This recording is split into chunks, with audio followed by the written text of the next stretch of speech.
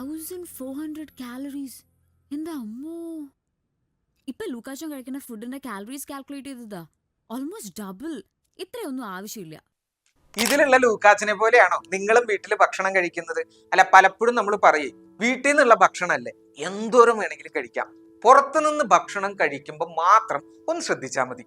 അത് കുറച്ച് കഴിക്കാം, ബാക്കിയുള്ളത് വീട്ടിൽ നിന്നാവുമ്പോൾ ധാരാളം കഴിക്കാം. എന്നാൽ അതൊരു തെറ്റിദ്ധാരണയാണ്.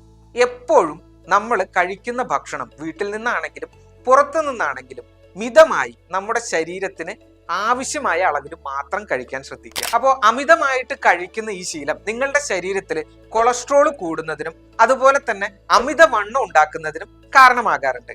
അപ്പോൾ അതൊന്നുകൊണ്ടും നിങ്ങൾ പേടിക്കേണ്ട കാര്യമില്ല.